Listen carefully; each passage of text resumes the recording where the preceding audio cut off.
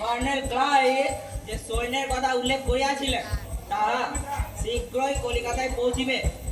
আমি সত্তর আরেকখানা জাহাজ মাঝজাহাজে পাঠাইয়া সংবাদ দিব যে আরো সৈন্য এবং আরো জাহাজ বাংলায় অবশ্য বাংলায় আমি এমন আগুন জ্বালাইব যাহা গঙ্গার সমুদ্র জল দিয়া নিভানো যাইবে না। এর প্রীতি প্রদর্শনের অর্থ কি? আমি দিচ্ছি মন্ত্রীজি আছে পত্র। দাদা আপনি ওকে দেবেন না, আপনি করুন। আচ্ছা ওকে একবার দেখিয়ে দিন। বলতে পারো যে ওটা তোমার হাতে লেখা নয়? হ্যাঁ আমি লিখেছি। বলুন মুন্সিজি। Impossible to rely upon the Nawab and it will be wise to attack Chandannagar. নবাবের উপর নির্ভর করা অসম্ভব। চন্দননগর আক্রমণ করাই বুদ্ধিমানের কাজ হবে। তোমাদের অভদ্রতা, তোমাদের ঔদ্ধত্যে আরো পরিচয় পেতে চাও? জেনে রেখো তাও আমি দিতে পারি। আমার স্বদেশীয়রা, আমার সভাসদরা কারো স্বরে ঘোষণা করে আমি নির্বোধ, আমি অত্যাচারী, আমি বিলাস সর্বস্ব। কিন্তু সকলের শয়তানটিকে সন্ধান আমি রাখি। তার সামান্য পরিচয়টুকু আজ আমি তোমায় দিয়ে রাখলাম। আমারই দরবারে থেকে আমারই সভাসদকে সামাজিক নীতিকে উত্তেজিত করো। কলকাতায় ইংরেজদের আদেশ দাও আমার আদেশ ভঙ্গ করে কাজ করতে। জানো এর শাস্তি কি?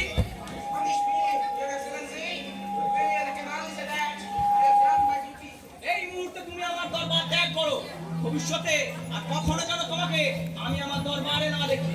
তোমাদের কোম্পানি যদি কখনো সৎ ব্যবহারের মধ্যে দিয়ে আমার মন জয় করতে পারে তাহলে হয়তো সৎ চরিত্রের ইংরেজকে আমি আমার দরবারে স্থান দেব।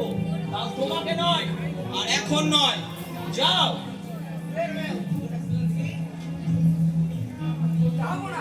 একটু দাঁড়ান না যা মুশিয়াল্লাহ। At your command, Your Excellency. তোমাদের কাছে আমি লজ্জিত।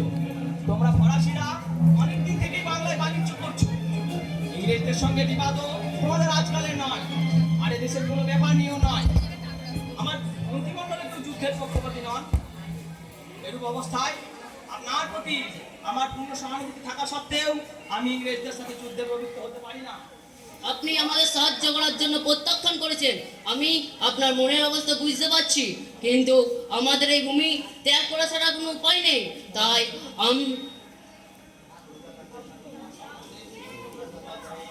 আপনার বিপদ সম্পর্কে আমরা কিছু বলে যেতে চাই যে আমরা এই ভূমি ত্যাগ করার সাথে সাথেই ইংরেজরা আপনার রাজ্য এমনভাবে জ্বালাবে যার ফলে আপনার রাজ্য সহ জনগণ পুরো ছাই হয়ে যাবে।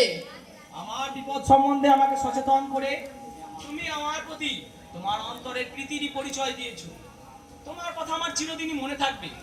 প্রয়োজন হলে আমি তোমাকে স্মরণ করবো। তখন যেন আমাকে তুমি ভুলো না বন্ধু। আমি জানি যে আমাদের কখনো দেখা হবে না। Farewell, Your Excellency. রাজা রাজবল্লভ, আপনি যেন কি বলবার জন্য উৎসুক হয়ে পড়েছিলেন। এখন সে কথা নিরর্থক। জানেন তো কোনো কথা বলেই আমাকে লাভ নেই। সর্বচিকিৎসার বাইরে আমি। হোয়াটসঅ্যাপ দিয়ে ওরকম ভাবে বিদায় না দিলেও চলতো। বৎসরের কথা থাক, নিজের কথা বলুন রাজা, নিজের কথা ভাবুন। বাবা যখন উচিত ছিল তখন কি কিছু ভেবেছিলেন জাহাপনা? সে অন্যায়কে আমি বারবার স্বীকার করিনি।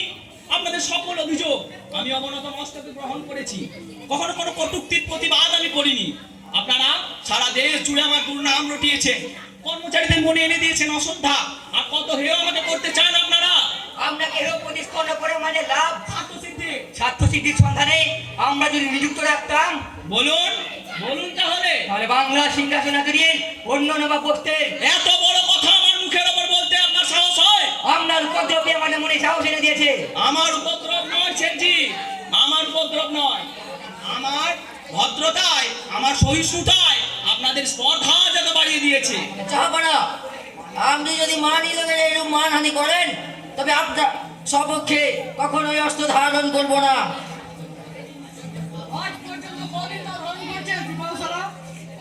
পুরুলিয়ার যুদ্ধে অবধার্ত সাউকত্তি হত্যা করে বুঝি আপনার এরূপ স্পর্ধা হয়েছে মোহনলাল? কোন যুদ্ধে কৃতিত্ব না দেখে আমি জিজ্ঞাসা করছি, ওই কলকাতা জয়ের পর থেকে পূর্ণিয়া বিজয় পর্যন্ত কবার সিপাহ সালানকে সাহায্য করেছে? জাহাপনা, জানাব নিজের এই স্পর্ধা নিচপদস্থ কর্মচারীদের উচ্চপদস্থ কর্মচারীদের সমালোচনা করা উচিত নয়।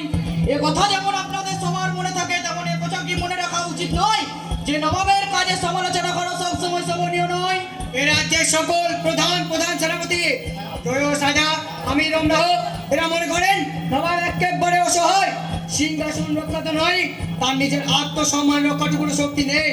তাদের এ কথা মনে রাখা উচিত যে আমরা নবাবের নিয়োগ এখানে বিধায় খাই না। এই সবর বা চিনকে দিয়েই যখন নবাবের কাজ চলবে, তখন চলুন রাজ বলল, চলুন শেখজি দুর্লভ রায়কে নিয়ে আমরা এ দরবার ত্যাগ করি। নবাব থাকুক তার কর্মক্ষ শক্তিমান বুদ্ধিমান পরম বিচক্ষণ মন্ত্রী আর সেনাপতিদের নিয়ে। গোলাম হোসেন মোহনলাল আর মীরমদন যখন রয়েছেনই, তখন আর ভাবনা কি? চলুন। দাঁড়ান, দরবার ত্যাগ করার আগে যে নবাবের অনুমতিটুকু নিতে হয়, কাউকে আপনাদের শিখিয়ে দিতে হবে নাকি? দরবার ত্যাগ করতে আমরা বাধ্য হচ্ছি, যাবো না বাধ্য। বাধ্য আপনারা তখন হবেন যখন আপনাদের বন্দি করা হবে। আর সিপাহ সালার কাছে পত্র লিখেছিলেন, এই পত্র হোয়াটসঅ্যাপের কাছে পত্র লিখেছিলেন? সিপাহ সালার ওঝা বিদ্রোহ মারফত সেই পত্র আপনার উদ্দেশ্যে প্রেরিত হয়েছিল। আপনার দুর্ভাগ্যবশত সেই পত্র আমাদের হস্তগত হয়েছে। দেখতে চান? নবাবের অনুগ্রহ শুনিয়ে দেব সকল সভাসদদের। পত্রের বিষয়টা আমি অবগত নই, যাবো না, অবগত নই। সবাইকে শুনিয়ে দিয়ে আমি আপনাকে লজ্জা দিতে চাই না, কেননা আপনি আমার সিপাহ সালার। পত্রখানা আমি আপনাকে দেখতেও দেবো না, কেননা তা হয়তো যে উদ্দেশ্যে প্রেরিত হয়েছিল তাই হয়তো সাধিত হবে। তাহলে কি করবেন বলে স্থির করেছে? যাবো না। আজব প্রহেলিত প্রজা সম্বন্ধে কি করা উচিত বলে মনে করেন? রাজা রাজবল্লভ কি বলেন? আমারও কোনো গোপন লিপি কি জাহাপনা আবিষ্কার করেছেন? রাজা রাজবল্লভকে আমরা খুব ভালোভাবেই চিনি। তিনি কোনো কাঁচা কাজ করেন না। জাফর আলী খা, নবাব কি প্রকাশ্য দরবারে আমাদের বিচার করতে চান? জাফর আলী খা, আজ বিচারের দিন নয়, আজ সৌহার্দ্য স্থাপনের দিন। অন্যায় আমিও করেছি, অন্যায় আপনারাও করেছেন। খোদা তাআলার কাছে কে বেশি অপরাধী তা না হয় তিনিই বিচার করবেন। আজ আপনাদের কাছে আমার এইটুকু ভিক্ষা যে বাংলার এই দুর্দিনে আপনারা আমাকে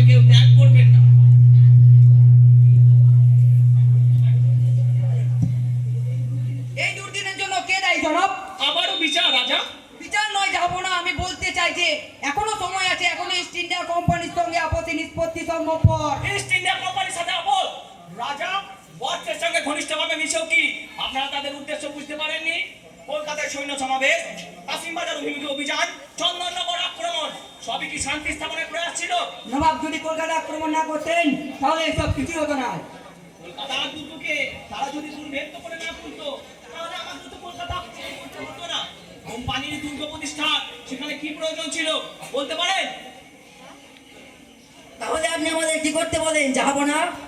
সবার আগে বলি, বাংলার মান, বাংলার মর্যাদা, বাংলার স্বাধীনতা রক্ষার প্রয়াসে আপনারা আমাকে শক্তি দিয়ে, বুদ্ধি দিয়ে সর্বরকমে সাহায্য করুন। আপনাদের সকলের সমবেত চেষ্টার ফলে আমরা যদি কখনো বাংলাকে জয় করতে পারি, তাহলে নয়তো আপনারা কোনোদিন আমার বিচারে বসবেন। সেদিন যে দণ্ড আপনারা আমাকে দেবেন, আমি মাথা পেতে নেব। আমাকে অযোগ্য মনে করে আপনারা যদি সিংহাসনে অন্য কাউকে বসাতে চান, আমি হৃষ্ট মনে সিংহাসন ত্যাগ করব। সিপাহসালার, আপনি শুধু আমার সিপাহসালার নন, আপনি আমার পরম আত্মীয়। বিপদে আপনজন জেনে বুকে ভরসা নিয়ে যার পাশে দাঁড়ানো যায়, সেই না আত্মীয়। লোভে পড়ে অথবা মোহের বসে অনেকেই অনেক অন্যায় কাজে প্রবিষ্ট হয়, কিন্তু কর্তব্যের আহ্বানে লোভ, মোহ, বশ ত্যাগ করে যে মেরুদণ্ড সোজা করে দাঁড়াতে পারে, সেই না পুরুষ। আপনার সেই পৌরুষ আছে, আমি তা খুব ভালোভাবেই জানি। রাজা রাজ বলল, ভাগ্যবান জগৎ শেঠ, বাংলা শুধু হিন্দুর নয়, বাংলা শুধু মুসলমানেরও নয়, মিলিত হিন্দু মুসলমানের মাতৃভূমি গুলবাগ এই বাংলা। অপরাধ আমি যা করেছি মিলিত হিন্দু মুসলমানের কাছেই করেছি, আবার আঘাত যা পেয়েছি তাও মিলিত হিন্দু মুসলমানের কাছে পেয়েছি। সুতরাং পক্ষপাতিত্বের দিক থেকে কেউই আমরা অপরাধী নই। এই অবস্থায় আমি মুসলমান বলে আমার প্রতি আপনারা কেউ বিরূপ হবেন না। বাংলার ভাগ্যাকাশে আজ দুর্যোগের ঘনা ঘটা, তার শ্যামল প্রান্তরে আজ রক্তের আলপনা। জাতির সৌভাগ্য সূর্য আজ অস্ত চলগামী। কে তাকে আশা দেবে, কে তাকে যোগাবে ভরসা, কে তাকে শোনাবে? জীবন দিয়েও রোধ করবো আমরা মননের অভিযান।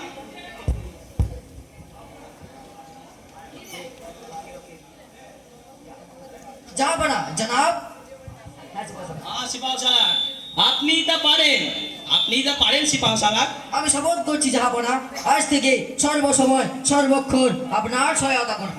আমিও শপথ করছি সিপাহসালার সকল নির্দেশ আমি মাথা পেতে নেব। বেশ, তবে তার আদেশে আমরা হাসি মুখে মৃত্যুকে বরণ করব। আজ আমি ধন্য, আজ আমি ধন্য। জানা, আমাকে পলাশির কথা স্মরণ করিয়ে দিতে বলেছিলেন। হ্যাঁ, পলাশি। সিপাহসালার, পলাশির প্রান্তরে আমাদের সৈন্য সমাবেশ করতে হবে। লাইভের নেতৃত্বে কোম্পানির ফৌজ সেই অভিমুখে অভিযান করেছে।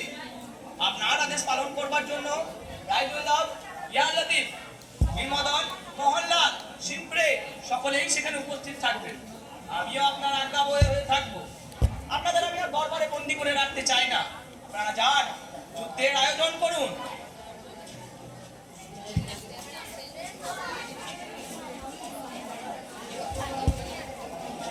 গোলাম হোসেন, জাহাপনা, সিংহাসন কি চলছে?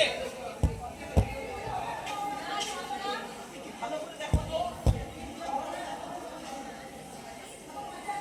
ওখানে কি দেখছো মূর্খ?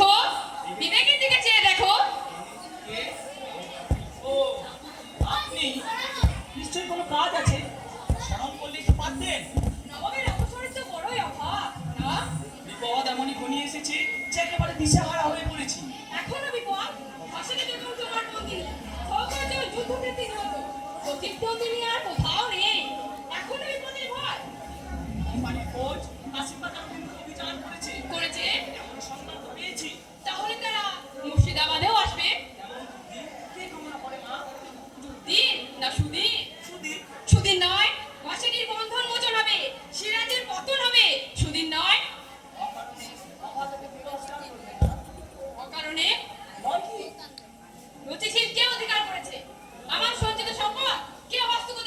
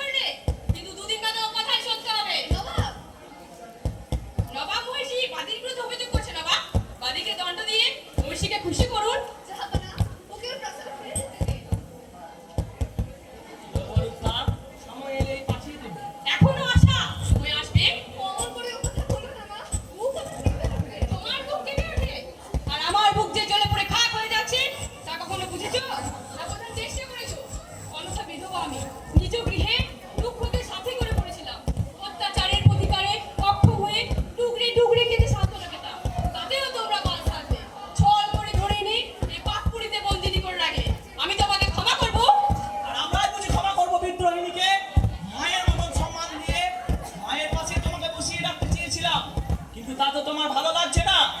আজ আমার ভয় হচ্ছে চেষ্টাটা তোমাদের বন্দি করতে হয়। ঘরে বাইরে প্রতিনিয়ত বাক্য জ্বালা আমি আর সইতে পারি না লুৎফা। এমন কোনো অপরাধ আমি করিনি যার জন্য সকলের কাছে আমাকে করজোড়ে থাকতে হবে। অপরকে বঞ্চিত করে যে সিংহাসন তুমি পেয়েছো, সেই সিংহাসন তোমাকে শান্তি দেবে ভেবেছো? আমি জানি কেমন করে ওদের কণ্ঠরোধ করা যায়, কেমন করে কথায় উন্নীত ওদের ঠিক আমার পায়ের নিচে আনা যায়। শুধুমাত্র আমার মুখের একটি কথা, শুধুমাত্র আমার চোখের একটি ইঙ্গিত সাথে, কিন্তু আমি পারি না, আমি তাও পারি না, পারি না। শুধুমাত্র আমি কঠোর মনের ব্যথায় আমার কেঁপে উঠি। নবাব জাহাপানা, আপনার চোখে জল আমি যে সইতে পারি না।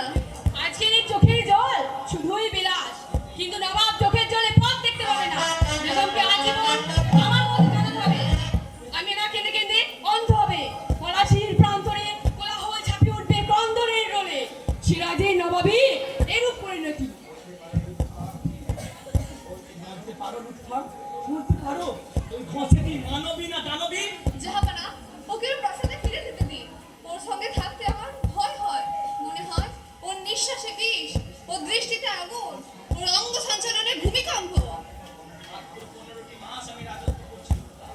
তার মধ্যে আমার এমন অভিজ্ঞতা হয়েছে, মানুষের এমনই নির্মমতার পরিচয় আমি পেয়েছি, যার জন্য কোনো মানুষকে আমি শ্রদ্ধা করতে পারি না, আবার কাউকে ভালোবাসতে পারি না। চলুন জাহাপানা, একটু বিশ্রাম করবেন। বিশ্রাম?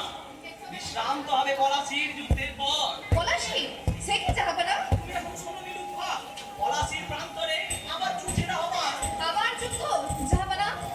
মাত্র 15টি মাসের নবাবী লুৎফা, তার মধ্যে পুরো 1 বছর যুদ্ধে ষড়যন্ত্র বেঁধে পরিচালনায় অতিবাহিত হয়েছে। এবার হয়তো শেষ যুদ্ধ? হই হই, তাহলে হয়তো আর আমাদের যুদ্ধ হবে না। পরাজিত হই, তাহলে তো আর হয়। পলাশি, পলাশি, লাখে লাখে পলাশ ফুলে কোনোদিন হয়তো রাঙা হয়ে থাকতো পলাশির প্রান্তর, তাই হয়তো তার বুকে আজ রক্তের দিশা। জানি না তার রক্ত সে চায়, পলাশি